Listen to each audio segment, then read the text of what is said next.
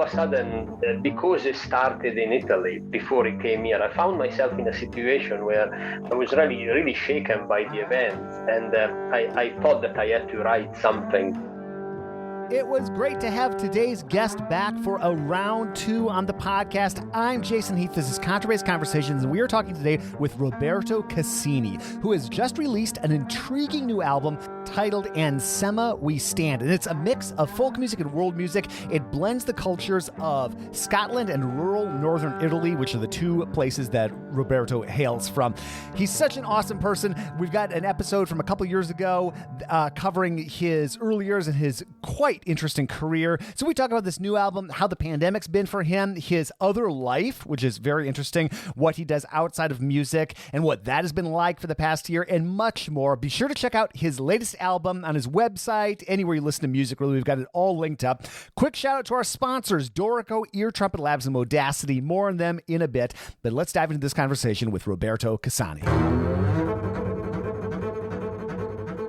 What a year, huh?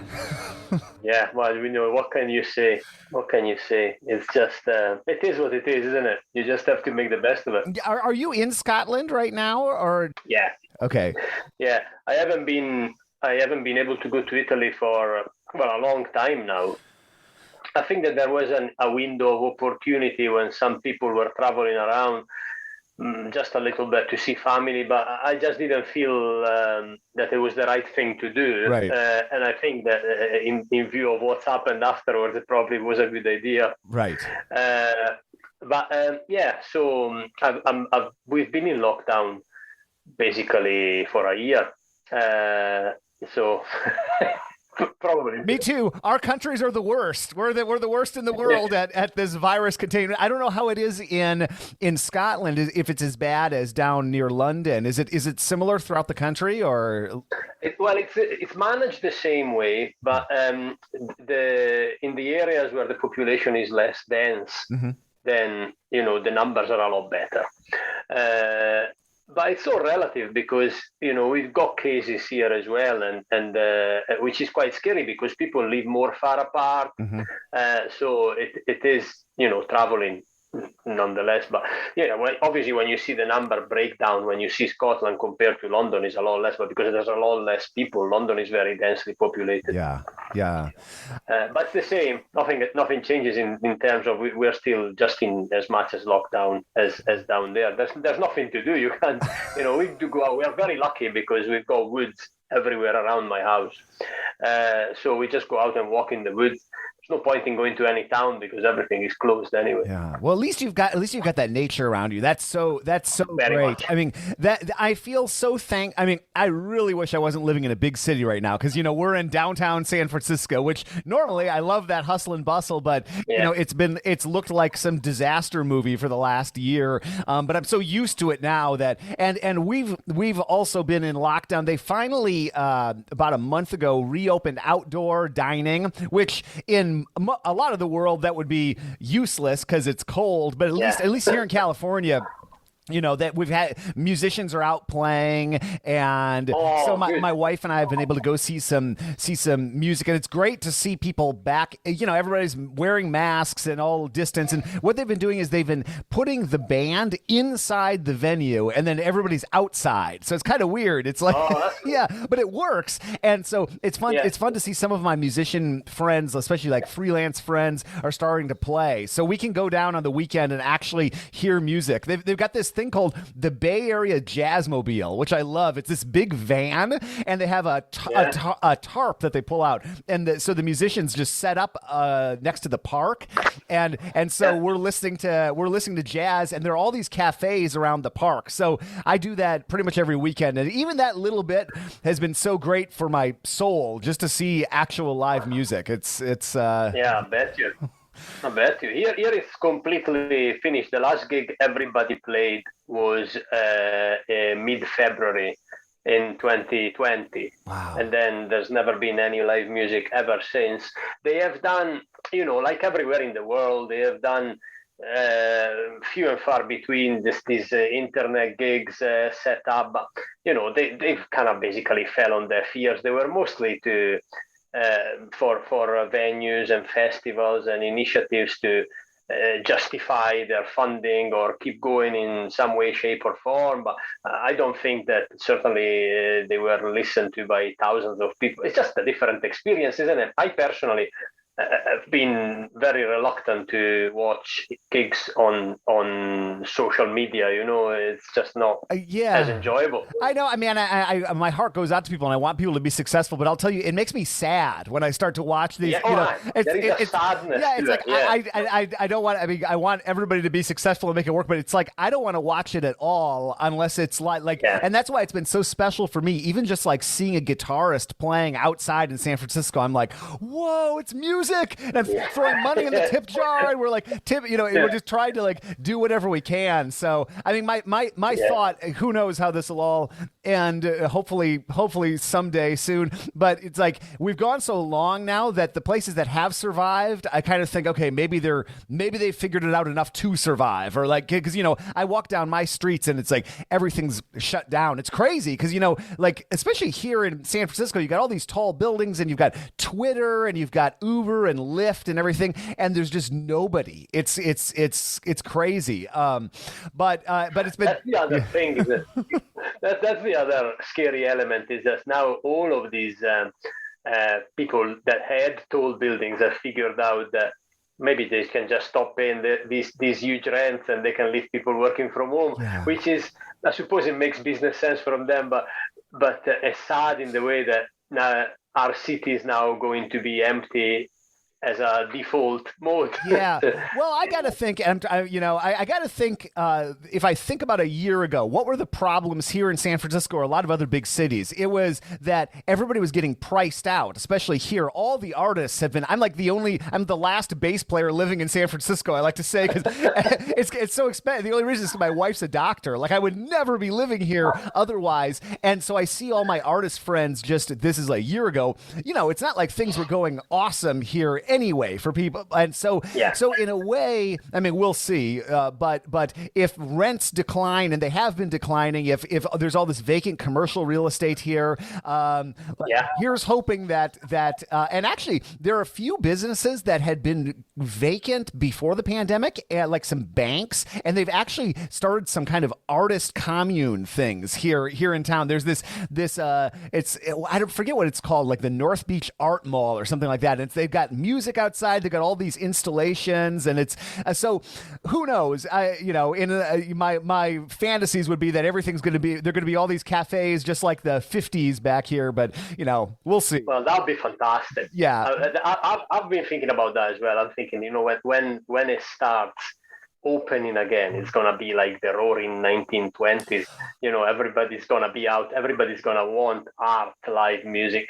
They just want to be. I would imagine that as an instinct gut reaction, everybody will just want to be out of the house all the time. Yeah. And I suppose finally it might be a time that we are going to be benefiting from that situation. Yeah. But as you say, just to be out and see music, it's just good for the soul, isn't it? It's just something that otherwise it's sad. This episode is brought to you by Ear Trumpet Labs. They make an incredible mic for upright bass called the Nadine, and 6-time Grammy-winning jazz bassist and former Contrabass Conversations guest, Christian McBride, is a big fan. Christian says, as an acoustic bassist, it's very important for me to have this instrument amplified as naturally as possible. What I love about this microphone is that it makes the instrument sound exactly how I hear it in my head.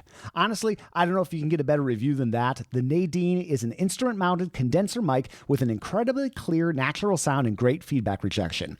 Ear Trumpet Labs is offering a free t-shirt with mic purchase from their website. Just visit www.eartrumpetlabs.com/contrabass to claim yours and learn more about Nadine. This episode is brought to you by Dorico. And one of the things that struck me about Dorico when I first opened it up was this innovative user interface design. There are 5 different modes. There is setup, write, engrave, play, and print mode. And here is Senior Product Manager Daniel Spreadbury on why they set it up like this. As they are presented to you on the screen, they're kind of there in a strip at the top left-hand corner of the screen, and they're very prominent. You can whack them with your mouse, or if you're using a Surface, you can tap them with your finger, and that basically then changes the whole UI of the program. It is such an innovative design. It makes working for me so much cleaner in music notation software. I have become such a fan. I use this piece of software every single day. Check them out at Dorico.com. That'll take you to their page on Steinberg's website. And there's a free version, Dorico SE, that'll let you do practically everything the program does with up to 2 parts. So that's perfect if you're working with a student or making exercises or that kind of thing.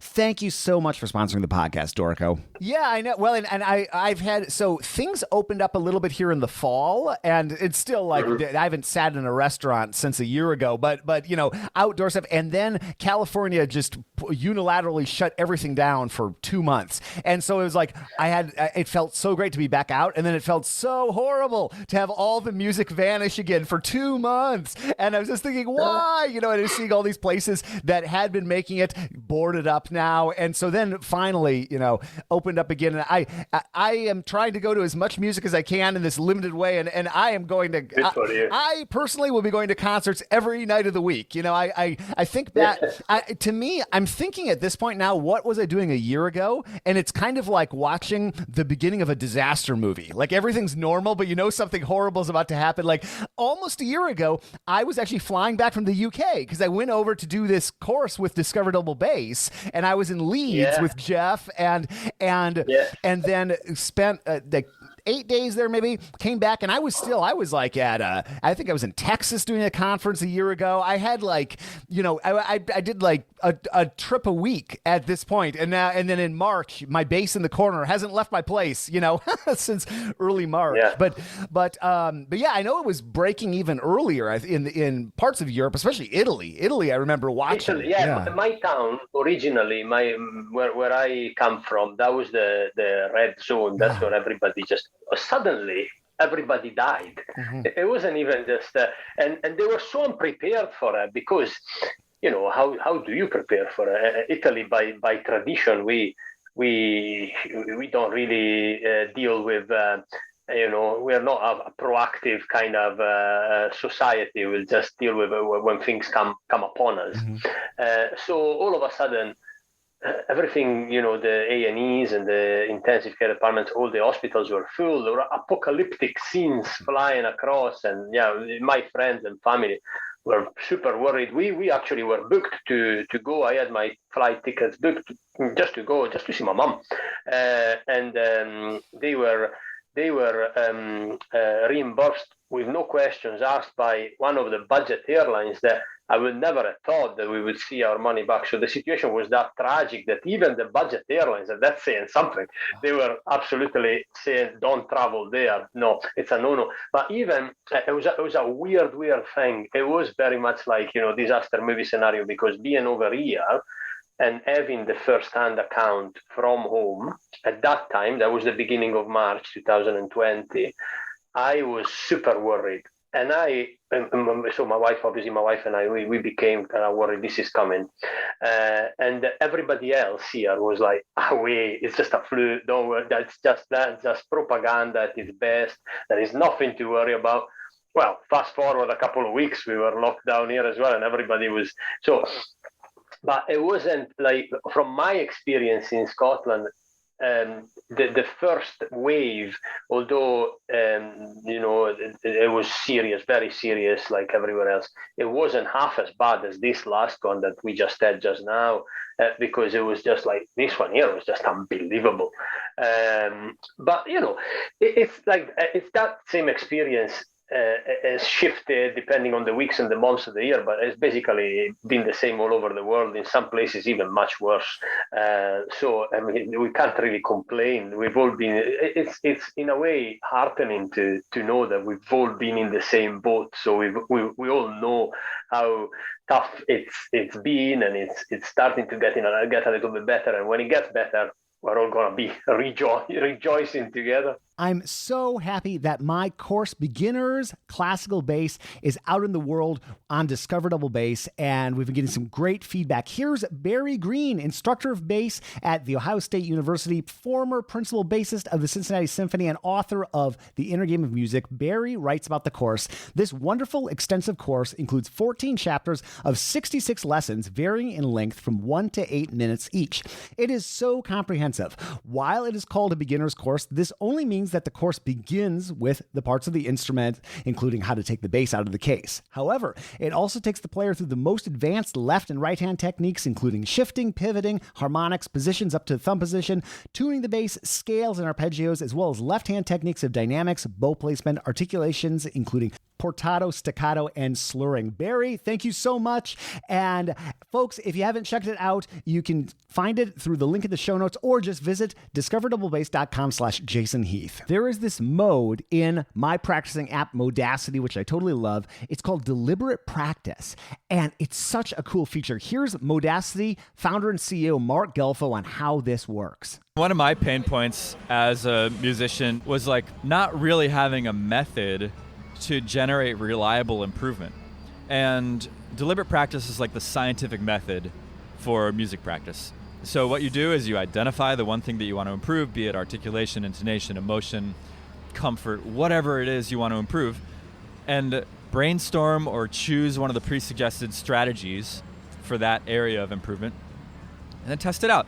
Record yourself trying that strategy, listen back, and press yes, it worked, or no, it didn't work, to create that improvement. It's such a clean way of tracking your progress. I do it every day, and it has done wonders for my bass playing and just my overall enthusiasm for music. You got to check it out. Modacity.co is the site, and if you go to our site, you can click through it and get a special offer for lifetime access for this app. Thank you so much for sponsoring the podcast, Modacity. I feel like I've been slowly losing my mind this last year. It's funny because from the outside, the project, like I feel so fortunate that I decided not to focus on performing the last 4 or 5 years and kind of get into the business side and doing the podcast and everything. So if someone looked at what I'd done the last year, they'd think Jason's doing great in the pandemic, which I am externally, like I have been unwittingly preparing for a pandemic, since 2015. But just trying to not, just worry all night and worry about things and get so frustrated with things I can't control. I mean, but still I feel so lucky. I was just before we start talking here, I've got this little balcony right out here, and California, it's a sunny day. I'm wearing a t-shirt, drinking my coffee outside, very Italian kind of, and I just feel at least I can do that, even when everything else is shut down. I'm trying to just hold on to that. We have some nature here in the city, not to the extent of the forests, like where you're at, but I still try to get out and take the dog for a walk and go for a walk in this forested area that we have here in the city. So I'm trying to, but boy, it's hard. It's like I'm trying to keep myself busy with projects to not think about the state of the world, I think. Yeah, well, it will get better. It will. It's got to get better. It's got to get better. Yeah. Yeah, it's got to get better, and it is. I think it is getting better. I've had my vaccine, and it feels great. Mm-hmm. To know that as time catches up and people are having vaccines, even if they're not old or at risk. That means that then we will be able to get out. Yeah. And even if we'll have to live with this virus for probably forever, it will just become one of the many, many viruses that are not of any bother to us because we are protected in some way, shape, or form. So, I mean, to know that it's around the corner without a doubt, then that's good. Yeah. Because we are not gonna be speaking about. We're not gonna be talking about this next year. We're gonna be probably talking about, oh God, Jason, I can't find time to speak to you because I've got so many days.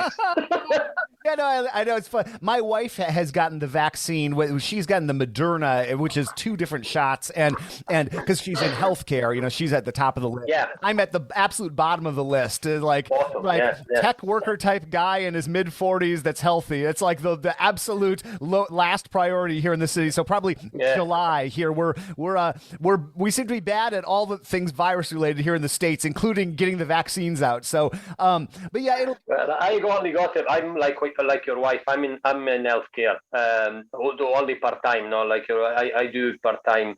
I am I don't know if you've got them in America, but I'm a district nurse. So basically, I work overnight, 2 or 3 nights a week, just to pay the bills. And I go and deliver emergency care at home, mostly to people who are dying at home. Palliative care, things like that. So it's stuff that we don't really have in Italy. We normally call a doctor who comes out, but it's just so nursing has grown into responsibility because of the lack of doctors, I suppose, and the proliferation of patients with complex needs. So, I was lucky. I listened to my dad when I was already a musician, but very young, and he said, "Look, get something else that if music falls." A little bit like you preparing for the pandemic, he always said, like, make sure you have something else, because music is not the most secure job. And so I did a couple of degrees and a postgraduate in nursing, and I've always done it, and I've always enjoyed. I work out in the community. I don't work in an hospital, and I love it, absolutely love it. And even at the best of times, when things are going well, I don't plan ever not to do it, because it's fantastic. Your wife would be able to tell you, just kind of grounds you. It's something that is vocational in a way. So thanks to that, I, like you, didn't have to spend the sleepless night thinking about how am I going to pay the bills. But the performing, obviously, I missed the opportunity to have all the extra money that I had because of the performing. But I don't need them anyway, because I can't do anything. I have a friend named Lloyd Goldstein. I've had him on the podcast a couple of times. He is a certified music practitioner, I think is the title, and he plays bass in the hospitals, in a cancer hospital in Tampa, Florida. And it's like he found his calling doing that. He's been doing it for about a decade. He was full-time in an orchestra in Florida, and then just had a series of kind of life, just kind of like breakthroughs personally, and started painting and writing and doing yoga, and just kind of like and started studying solo bass music, which he'd never done, and so he has this really cool job, and it's great to talk to him, or especially because he's a bass player, or my wife certainly too, who I talk to all the time. But like the how cool it is to work in the community like that, and that's it. As musicians, we're trying to touch people and connect with people, and it strikes me that's probably a great thing for your artistry, to be able to connect with people, in a way they need. Well, it is fantastic, because I never really spend any time, when you're a full-time artist or performer. I think it's kind of part of the professional risk that you will spend a lot of time analyzing what you're doing, mm-hmm. and then the self-doubt and the self-pity comes along in a major way, and that is absolutely at all levels, from the guy that can't get a gig to the guy that has got all the gigs, but he doesn't feel that maybe there is one gig that is not being called for, and he's like, why did they not call me? That kind of stuff. But when you do this, it is so that doesn't, you don't have time to think about these things, because you're always faced with the basically life and death, which is a terribly cheesy thing to say, but it is the truth of what we do. And also, I have the extra benefit of being able to do it in rural Scotland.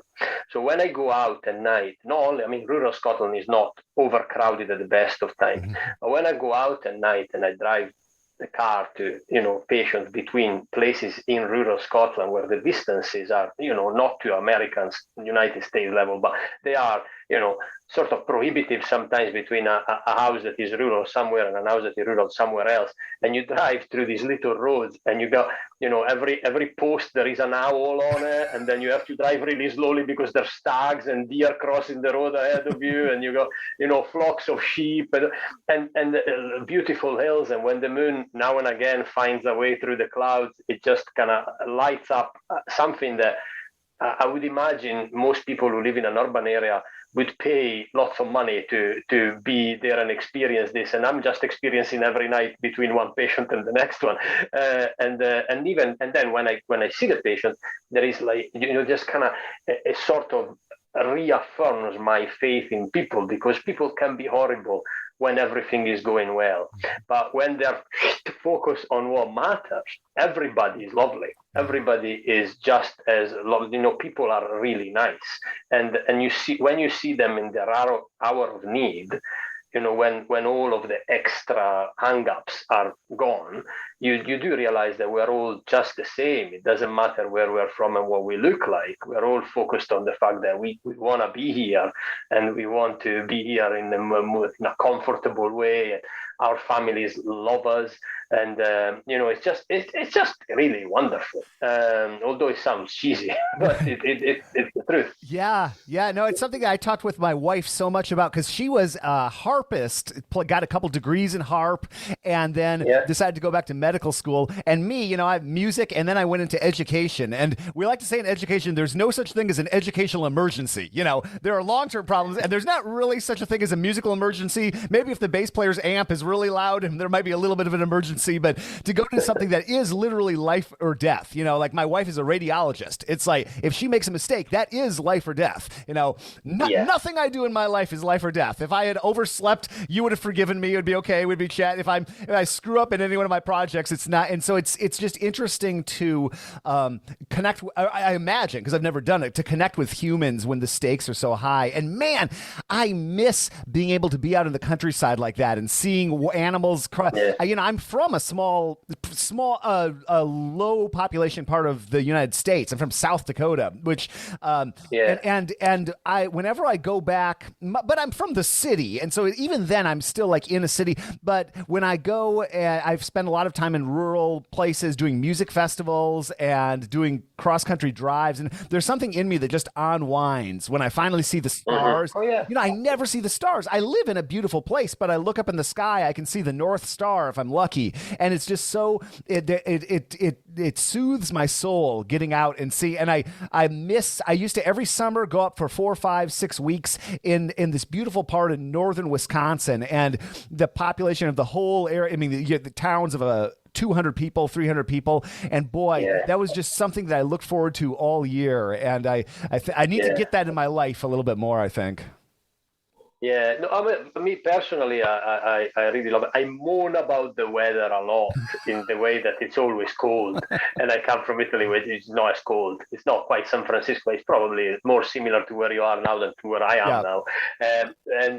But really, I've got absolutely nothing to moan about, because when you go out in the fresh air, and I'm starting in my old age, I'm starting to appreciate it. Whereas I used to, there is a comedian, a famous Scottish comedian that is famous in America as well, Billy Connolly, and you probably have heard of him. He's been in films in America as well, but he's Scottish, and he's very Scottish. And what he used to say is that there is no such thing as bad weather. There is only the wrong clothes. Yes. And I forever worshipped everything he said apart from that for years. We just thought, no, that's not true. This is bad weather.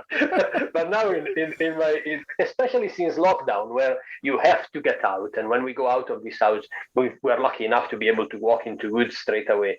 I found that he's actually absolutely right. If you layer up and you put on the right clothes and you go out, and nature is fantastic at all times of year, whether it's muddy or icy or wet or sun. But then when you get the day of sunshine, you think, I am in paradise, and I don't want to take a photo because I don't want anyone to know, because I don't want anybody to come here. It's just so good without people. Yeah, those are the days. I remember, so growing up in South Dakota, the snow falls in October and stays into April, sometimes early May. I remember visiting my mother mother and getting like 10 inches of snow May 1st or something like that.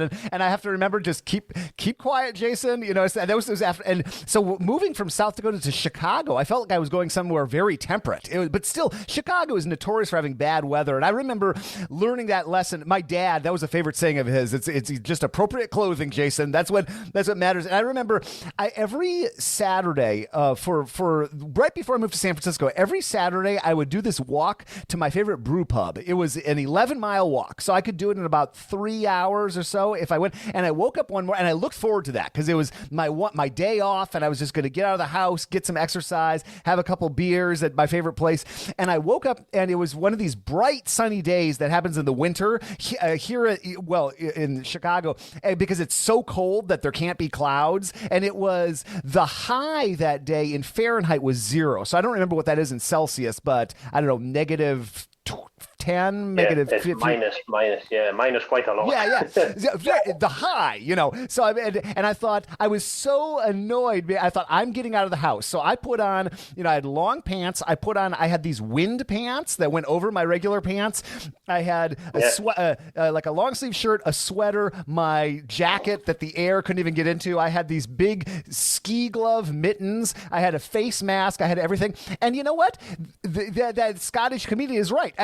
As soon as I got moving, I felt great, and I was the only person out, and there were no tracks in the snow. I was the only one making tracks, and it was such a cool feeling. So, but boy, I don't know about you, but I've gotten so living in, you've had to get used to worse weather living in Scotland, but me moving out here, it's very Italian type of weather here, and I've gotten so used to just it always being nice out. I complain. If there's a little rain, it like ruins my day. I bought these silly puffer coats that you don't really need here, but everybody wears them because there's a little bit of cold in the air, in the morning. So it's amazing how quickly you can get acclimated, especially when it's nice weather. Yeah, totally. All my friends in Italy, when they come here, they're hilarious because they do. In Italy, like if there is a little bit of drizzle where I stay, people don't go out.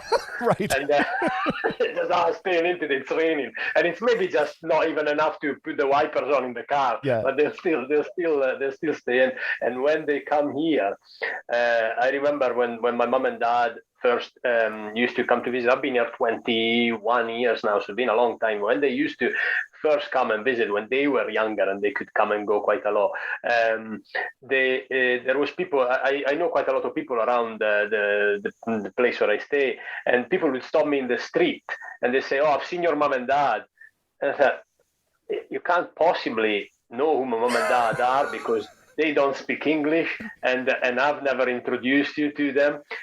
So I would challenge them and says, you haven't, how do you know? Oh no, they have, because it was July maybe, and they were the only one. They had like down jackets on and scarves.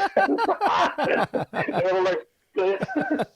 And it was maybe 20 degrees Celsius in Scotland, maybe 18, 20, which is like everybody else was around. There's all the young people with no top on and shorts, and then my mom and dad look like they'd just landed from Alaska in the middle of the winter. So that's hilarious. Well, that's the way it is in Chicago. As soon as it gets above freezing, you'll see people running in shorts and a t-shirt. I mean, those are some hardcore people there. Very, very different than here. But the typical San Francisco winter outfit is a puffer jacket, one of those big poofy coats, shorts, and flip-flops. And that's what I wear every day. That's what I'm wearing right now, actually. That's what I wear when I'm taking the dog out. And it's amazing how you get used to that. And I feel it's funny now living in a Mediterranean climate, going to a place like Italy, it feels so different. There's so much history. It's obviously a different part of the world, but there's so much familiarity. And I had a great experience. I don't remember if we chatted. I think you and I last talked before this, but I don't remember. But anyway, I went to Australia, and it was so weird for me to get on a flight in Australia. That's like the furthest place from Western Europe or from the United States. It was a 17-hour flight to Sydney from San Francisco. So I get on the flight, and it's nothing but ocean for 17 hours. And I land, and I think, did I go anywhere? Because the vegetation's identical. It's just, like the eucalyptus trees and everything. It's the same. I mean, in fact, California Australia imported a lot of its plants back a couple hundred years ago from Australia. So it was so funny to go so far and to get off the plane and it's like looks just like I never left. It's like home. Yeah, exactly. That would be quite weird, actually. Yeah, well, one of these days, I'll get up to Scotland. I've done the. You need to come. Yeah, I feel so regretful that I didn't extend my trip. I flew all the way to the UK, and I had one of those travel situations in 2020 early 2020, where I had something in the U.S. and I had just enough time to go to Leeds, and then I had to get right back. And it was funny; it was the cheapest plane ticket I've ever gotten to Europe. And I thought, why is this so cheap? And then I thought, oh, Leeds in January. Maybe that's not like a vacation destination. It's not high on the list of most people. But I had a great time, and I feel like such a fool for not going to London or exploring. So whenever we start traveling again, I will be back, and I'd love to come up and definitely come here. Yeah. Wow. Yeah. I'm definitely come here. Well, obviously, my wife would come to San Francisco in a jiffy, and so would I. But I can't see a reason at the moment. But. You definitely, you travel more for your thing. So when you come back to the UK, you need to come up. I'll let you know. Yeah, and obviously, if you ever find yourself in San Francisco, I live in like the perfect place to show people around in San Francisco. I'm in this neighborhood called North Beach. It's where the old not hippies actually, but the old beatniks, all these bars and cafes that Jack Kerouac and folks like that used to hang out. And so it's a great place to show people around. It's funny. Where I used to live in Chicago, getting to Western Europe, that was easy. It was like an 8-hour flight or something like that, nonstop. Yeah. And we're just far enough away here that it's like a pain in the neck to get from the West Coast of the United States to Europe or vice versa. Usually there's a layover. And so even going to Leeds, I was like, I had to fly to Philadelphia in the U.S. and then I had to fly to Dublin and then take this like scary little plane over to Leeds and had a great time. But it just made me appreciate being a little further east. For me, it's still easy. It's not like going to Australia, but it's just enough. But that's a long way of saying if you ever find yourself out here for a vacation or your way to Hawaii, a lot of people do a layover. And David Daly and the Bournemouth Symphony, he and his wife were going to Hawaii, and they did a layover for a couple nights in San Francisco, which is a good way to do it because then it's 5-hour flight to Hawaii, or no, not even, I don't think. But so. Anyway, yes, say right back at you if you find your way here. Definitely. When you talk about the area where you stay in the Bay Area, there is a guy you'll definitely know him. It's a very how can I describe it? That's a unique gem in the American songwriting, modern songwriting tradition. Dan Hicks, and he used to have a band called Dan Hicks and the Hot Licks, and I bet you he was in the area where you are now, because from what I know of him, that used to be his aunt. He died recently, about maybe 2-3 years ago, a couple of years ago. Okay. Hugely influential in a very, very small circle of aficionados in a way. But I absolutely love this stuff. It's kind of breezy, jazzy, beatniky thing. And he had it was a lot of humor in it, And he was such a character. I never got to see him live because he didn't travel a lot. As from what I know, apart from his own records, that were only known in a relatively small, number of people. He also played standard jazz or his own things in the Bay Area in little kind of swing band type thing. He was a singer. He was a drummer to trade, I think, but he had such a facility with his vocal delivery. Mm-hmm. It was just a joy to listen to. You should, if you haven't heard them, you should really catch up with his stuff. Because in the 70s he came, I think he had some very minor hits in the 70s with his band was called Dan Hicks and the Hot Licks, and then he just kept it going as a going concern, but very leisurely throughout his life, and when he died recently, he was still doing it. kind of thing. But he had songs like "How Can I Miss You When You Won't Go Away" and that kind of stuff. Wow, that's great. His name is familiar to me. You're giving me some listening for today. I will dig in, and that he sounds like the kind of guy that would be in North Beach. A couple of the some of the folks that are well known that are from here, like the Jefferson Airplanes from here, and a couple of the musicians. There's like a house in our neighborhood where one of them used to live. Certainly Grateful Dead, but they're just a little bit north of us. Metallica, of all people, they're from Marin County in the Bay Area. Their headquarters is maybe 5 miles from here, and the principal bassist. Oh, wow. It's the principal bassist of the San Francisco Symphony did a collaborative project with Metallica and the symphony. I did see that. Yeah, and so I did see that because they transferred on stadium gigs and things like that. I remember I saw that clip on YouTube. Yeah, it's awesome. Yeah, no, it's great. And so Scott Pingle, the bassist, he had and he'd been a Metallica fan since he was a little kid, like me. And so he drove to Metallica headquarters and pulled out his bass, and the entire band and the whole management and everything just were in a semicircle, and Scott just had to play his idea for them. And it's there's all kinds of music, but Dan Hicks, I will do some listening today. Wow, it's amazing. Amazing in a way that it's very unique. It's very difficult to explain. Very, very unique. I think you will really love it. When did we last chat? Was that 2019? I think it was just before. It's gonna have to be either at the end of 2019 or at the very beginning of 2020. I would something like that. Okay, so because I remember us talking about, I already knew I was going to do the Discover Double Bass because I remember chatting with you about that. Okay, so what have you been up?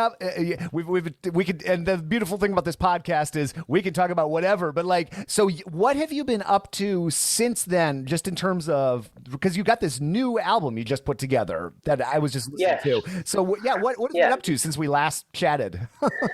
So I had entered a time where I didn't plan to kind of do any original music because I was so busy gigging in the local area and everything was going really well. Just that mindless but very, very enjoyable gigging scene.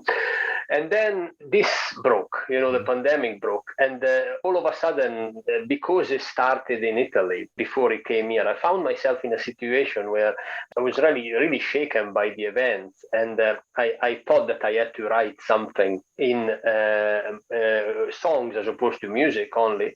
And I thought it would be lovely to write something that has a perspective on the local rural communities that are my homes in Scotland and also where I come from in Italy. So I took the music of Scotland, and I'm lucky enough to work with the best Scottish musicians that there are. And then I took my local dialect in Italy, which is not Italian, is really difficult to explain. It's a dialect.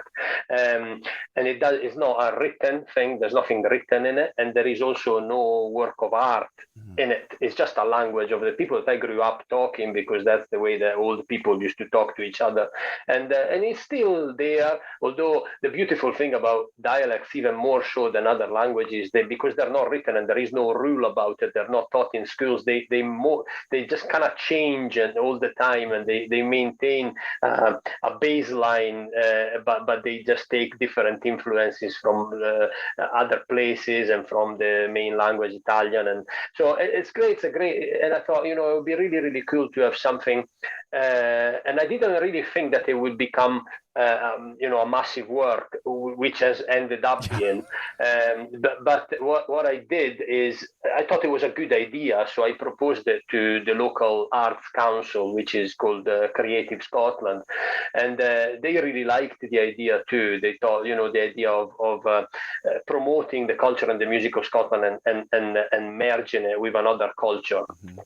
It's really cool. Is what they sign up for. They're very into that, the Arts Council here.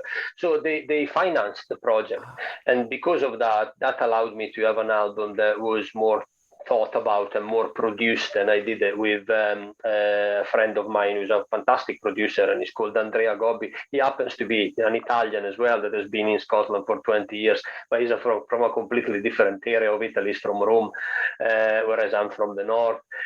So we started, kind of exchanging ideas together. I wrote the material and I sent it to him. He thought about he's in Glasgow, so he's a lot more introduced than me to other top musicians that I knew of, but I didn't know personally. So he gathered them together, and when the material was written, then we managed to find days of semi-lockdown in which you were allowed to play together in the same place, although it was sort of a very military operation in the way that we could be in the same studio, but we were in different rooms within the same studio.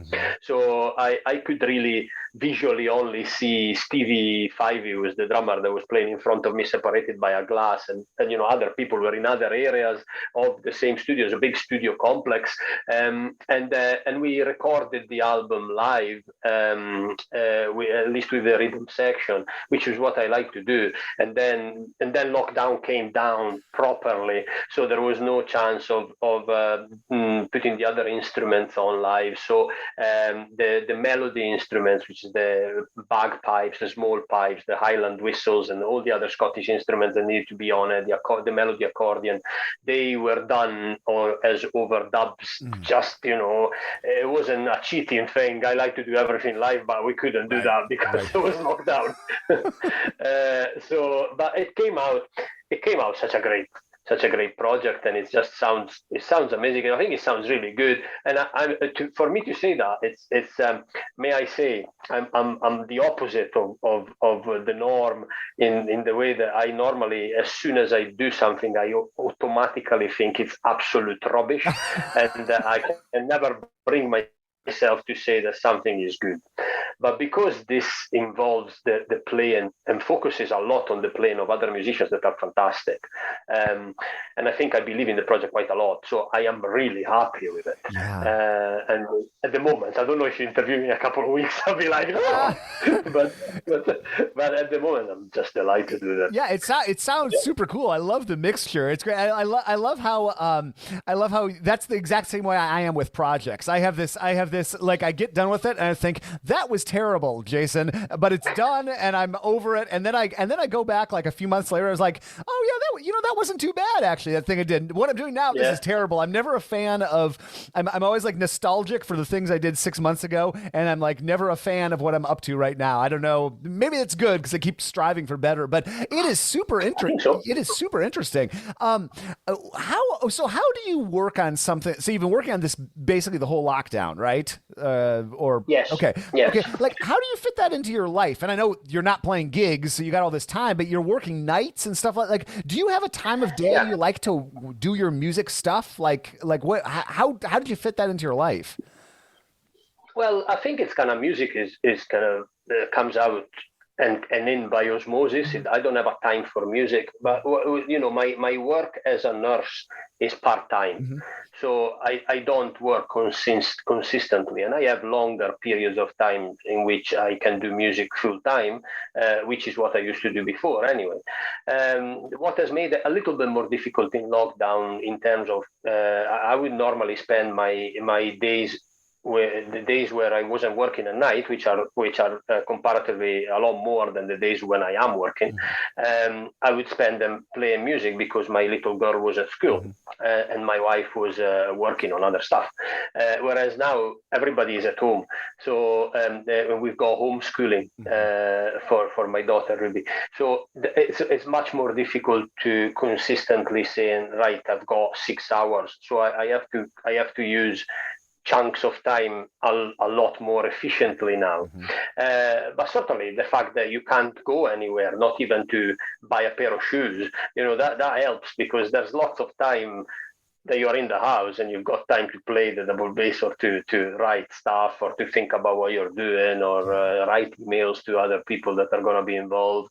So it hasn't been a struggle finding the time at all. It's just that the day is long and there's nothing to do. Well, and it's great. There are so many things you can't do right now, but you can create something. You can, and so for me, that's been therapy for sure. It's like, all right, I can't do 90% of what I would have been doing a year ago, but at least I can make something and make something happen. And here's a question that I've thought about with my wife being in medicine, and especially when she had to do nights, back in her training, like when you're not, and so being part-time, when you're not because do you always work nights when you are working? Yeah. Okay. So do you flip back to a day schedule then when you're not? Because I know some people just like live as vampires, if they work at nights and do you go back to a day? So no, because I work, because my engagement in that is part-time, mm-hmm.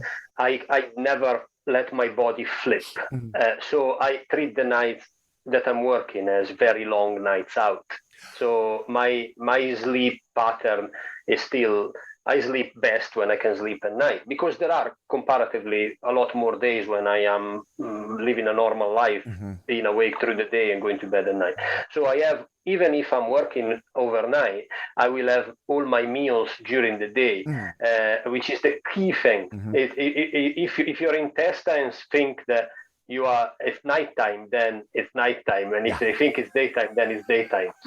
So if I eat during the day, then at night I don't eat at all. I just drink to just keep hydrated. Mm-hmm. And then I'll come home and I'll have my breakfast and I'll go to bed. I'll probably miss my lunch, but then I'll get up and I'll have an evening meal instead of, I know some other people that completely flip their body and they get up at night and they have cereals, mm-hmm. and then they go to work and they have a massive meal or a curry or something really heavy to digest. And then, if you do that, then your body doesn't know where it's at. Mm-hmm. And obviously if I were working full time, then I would have to do something along those lines. But because I work part-time, I just work those 2 nights that I work, or 3, I think, I treat them as if I'm having, very long nights out, type thing, and then I'll catch up on sleep during the day. Okay, that makes sense. And I guess that's not too different from a typical gigging musician if you're working nights, especially. No, that's exactly it. That's exactly it. I'd have a gig, so when you have gigs that are, or maybe a string of gigs that are still within drivable distance, but it's probably a drive that takes you home at, say, 4:00 in the morning. Mm-hmm.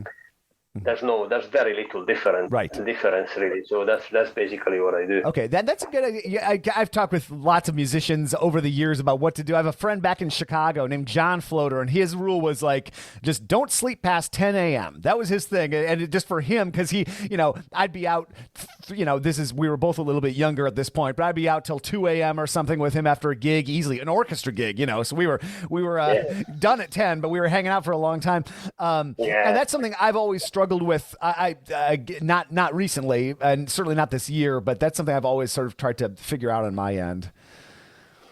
Well, since we've had our daughter, staying in bed until 10 a.m. is a complete impossibility anyway. Right.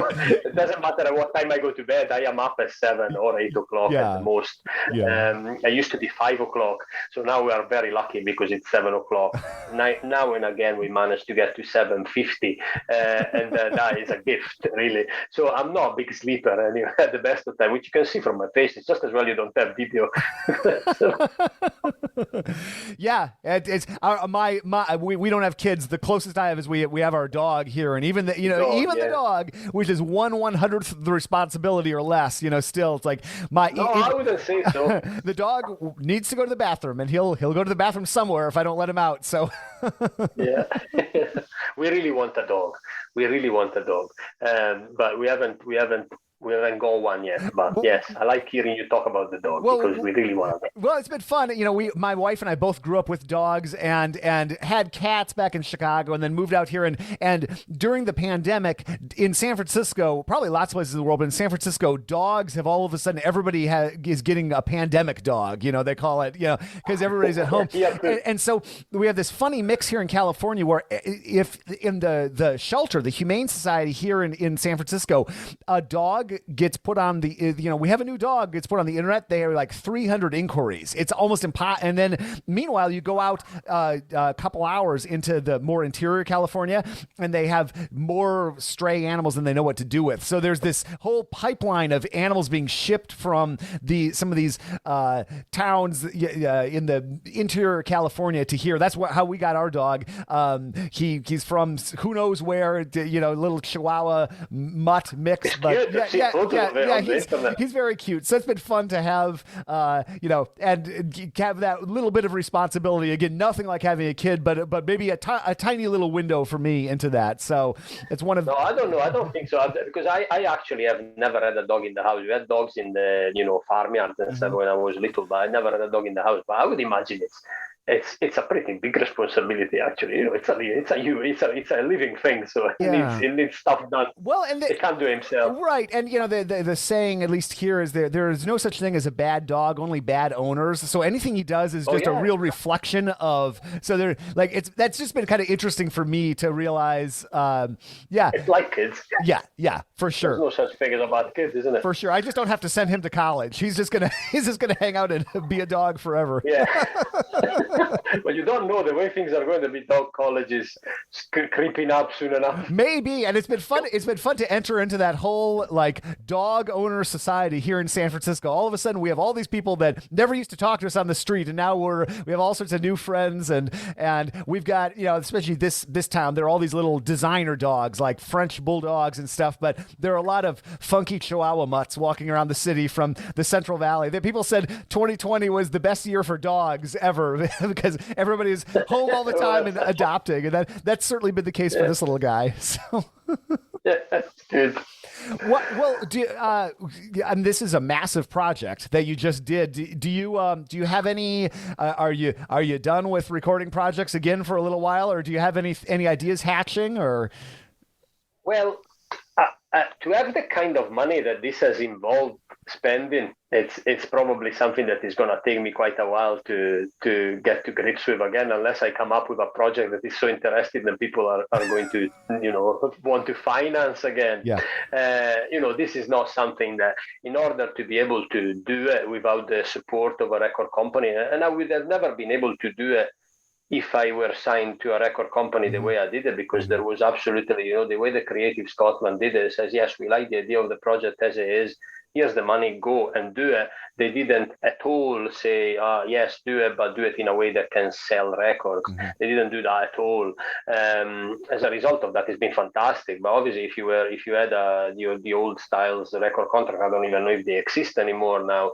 They would definitely say, well, yes, you can do it, but you can do it in a way that is pleasant for people that they want to buy it. It doesn't have to be about you, or it doesn't have to be about the music. It has to be about the product as a sellable item. So I would imagine, as much as I like recording and all that, what I really want to do now is go out and play. And I don't really want to necessarily only play this project on gigs that don't exist anyway at the moment, but it's not like I'm not sitting here thinking as soon as the gates are open again, I'm just going to go out with this group of musicians and play these gigs all over. I'm not feeling like that. I feel this project was fantastic, and it would be lovely to do some festivals or some targeted gigs with this.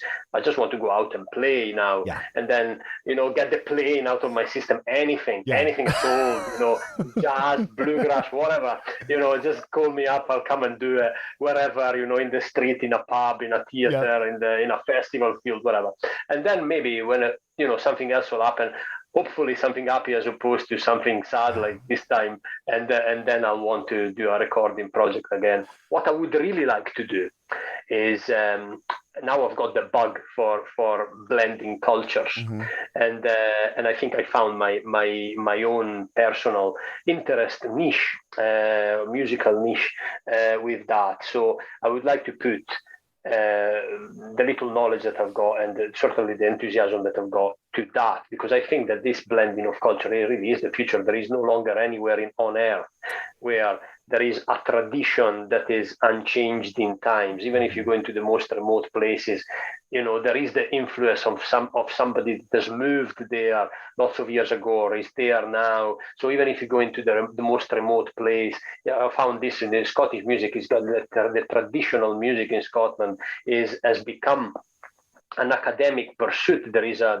whole conservatoire here that teaches Scottish music, and there are top class musicians that play it, and it is certainly a serious business. But they are very open to saying, most of the music is based around Glasgow. Glasgow is a multicultural city. If you come from India and you play tabla, come along and play with us because we'll make it fit. And this is what I've done with this project. I come from Italy. I've got this dialect that has never been used before. I've got a little bit of knowledge of our folk music.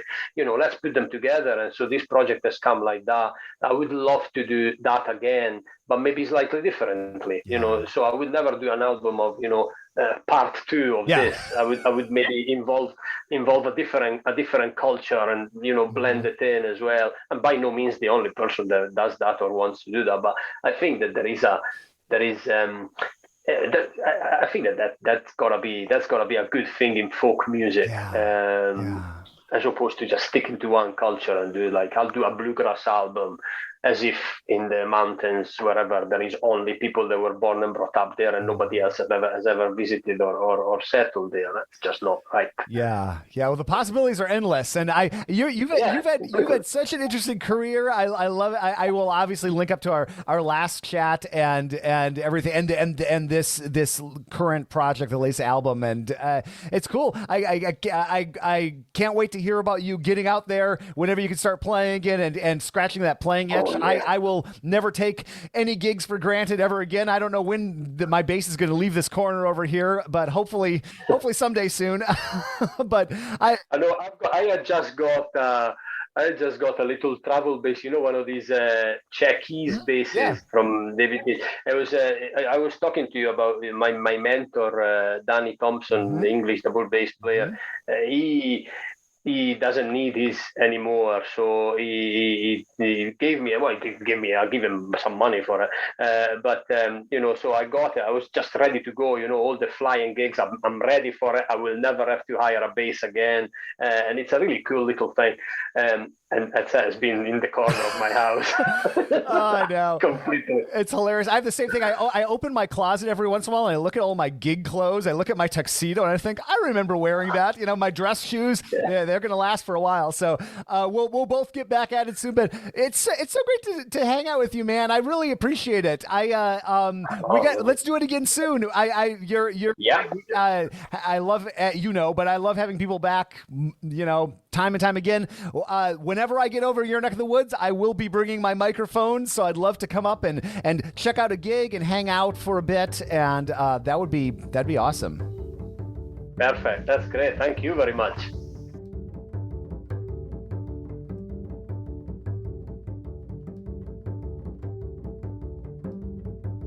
Thanks, Roberto. Folks, definitely check out this album. I love what he does and the many varied musical genres which he explores. Super interesting person. Definitely check out that previous interview. You can just look up his name on our website or whatever app you're listening to. Or if you have our Contrabass Conversations app, which I almost never talk about these days, you can search really easily for him. So check that out.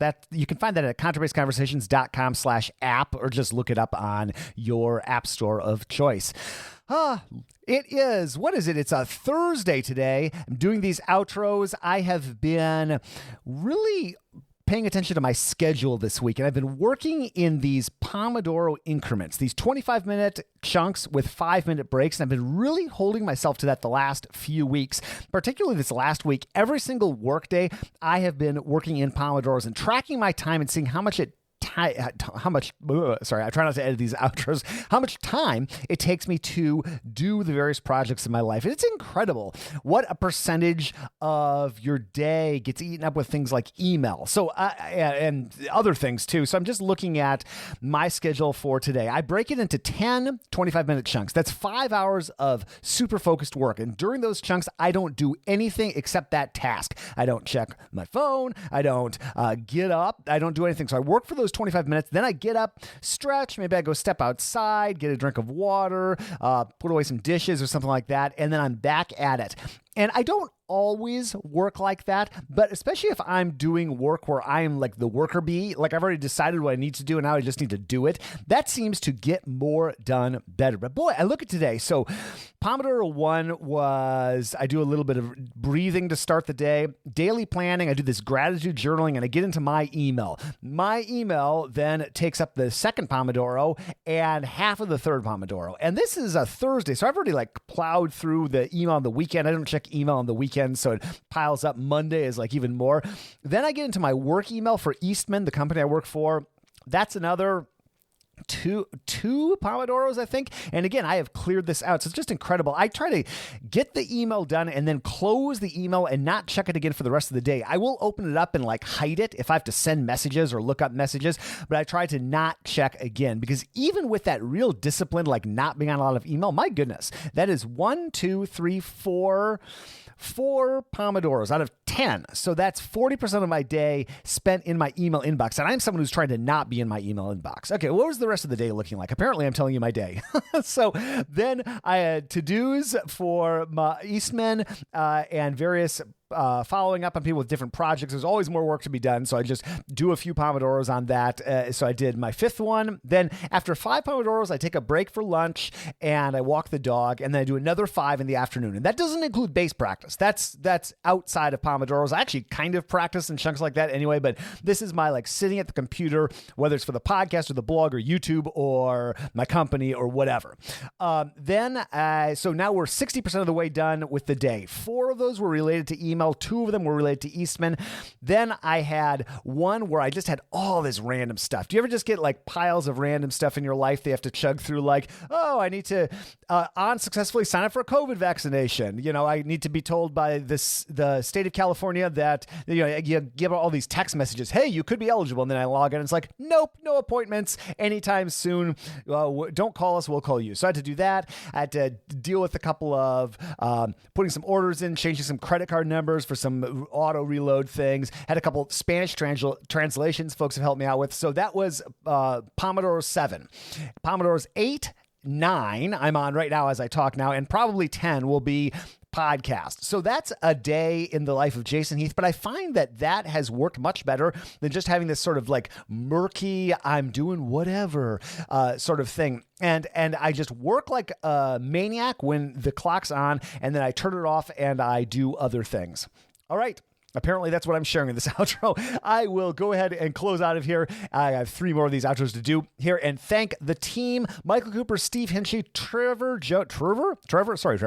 Jones, and Mitch Mooring. Mitch makes beautiful basses in the Dallas-Fort Worth area. Learn more at mitchmooring.com. I'm your host, Jason Heath, and we'll see you again soon for more life on the low end of the spectrum.